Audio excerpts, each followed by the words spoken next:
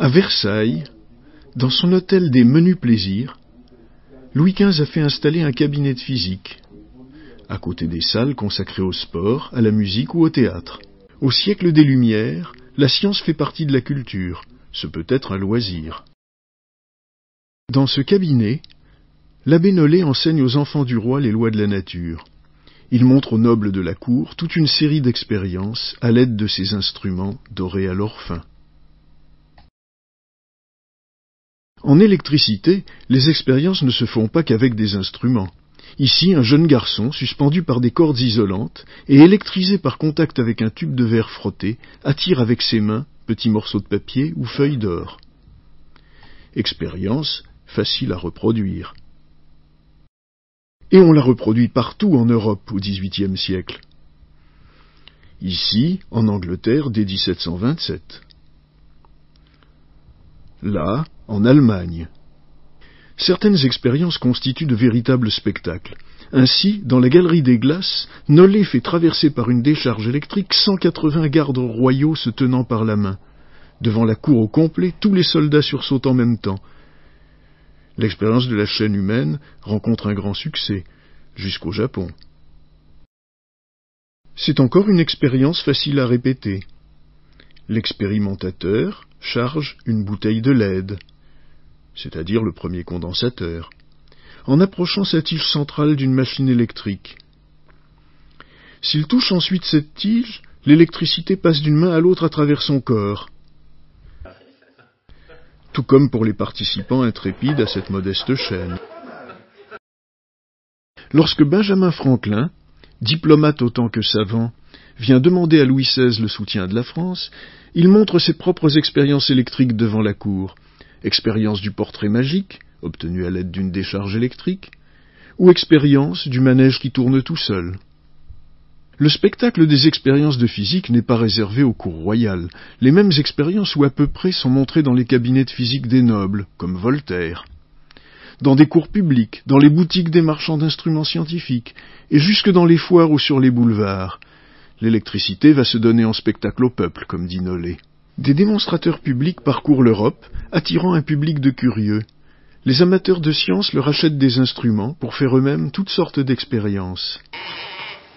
Ils publient des articles décrivant leurs observations. On peut, par exemple, produire des étincelles particulièrement sonores. Ou faire un lien entre l'électricité et le feu. Jaillissant d'un doigt, le feu de l'étincelle se communique à l'alcool. Les décharges dans les gaz raréfiés imitent l'aurore boréale. Les doigts de l'expérimentateur peuvent même en varier à l'infini le dessin. Dans le pistolet de Volta, des décharges déclenchent des réactions chimiques explosives, et l'émoi du public. Des étincelles tracent sur des carreaux de verre des lettres de feu. Sur ces carreaux étincelants, elles font apparaître toutes sortes de dessins lumineux.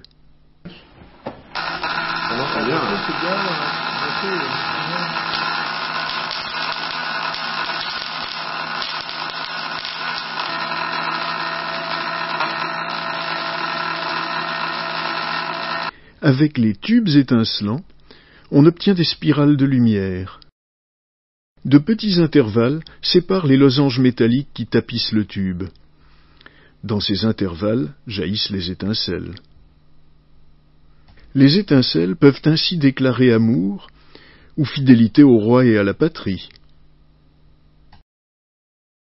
Le vent électrique, produit par une pointe électrisée, peut souffler une bougie. Il peut aussi mettre en mouvement un tourniquet. Dans l'expérience de la fontaine électrique, l'électrisation écarte les gouttes les unes des autres et élargit le jet. On fait danser des pantins ou, à défaut, de petites boules. Reproduite en grand au Palais de la Découverte, cette expérience était réalisée avec des appareils plus modestes. On peut encore faire sonner les cloches, celles d'un carillon, qui peut d'ailleurs être constitué de simples disques de laiton. À Londres comme à Paris, on montre que la décharge électrique peut traverser les rivières. Les expériences visent aussi à montrer que l'électricité est présente dans toute la nature. Dans le ciel, elle provoque la foudre. Pour éloigner la foudre des clochers des églises où elle tombait facilement, on faisait souvent sonner les cloches, au risque de la vie du sonneur. Franklin propose de faire écouler l'électricité des nuages orageux jusque dans le sol. Une pointe métallique verticale attirera le feu du ciel, affirme-t-il, et le conduira à l'intérieur de la Terre par l'intermédiaire d'une chaîne métallique. Avec l'expérience de la petite maison, on voit que si la chaîne est interrompue, la maison n'est pas protégée. Le spectacle ne doit pas seulement amuser ou étonner, il s'agit aussi d'instruire par les yeux. Le paratonnerre, plus efficace que les sonneries de cloche, devient le symbole du triomphe de la science sur la superstition. Le savant incarne l'idéal des Lumières, il se montre utile à la société grâce à sa maîtrise de la nature. L'électricité agit aussi à l'intérieur des corps vivants. Certains trouvent qu'elle accélère le pouls, qu'elle agit sur les animaux et sur la croissance des plantes. Ne serait-elle pas la source de la vie ? Des électrisations et des applications de décharge sont effectuées sur des malades devant un public choisi, afin de convaincre de l'efficacité de cette nouvelle thérapeutique. Cette électricité médicale part à la conquête du monde. Certains prêtent même à l'électricité des vertus érotiques. Je sais où se trouve mieux cette vertu presque magique, savamment nommée électrique. Jeune beauté, c'est dans vos yeux. Le baiser électrique est pourtant peu romantique. Le choc ressenti dans les dents manque de tendresse. Enfin, l'électricité peut créer des œuvres d'art. Le savant allemand Lichtenberg décrit un procédé pour obtenir des figures étonnantes. Déplacer une tige métallique électrisée à la surface d'un disque isolant. Puis verser une certaine poudre sur le disque. Il apparaît alors des figures différentes selon que la tige est électrisée positivement ou négativement.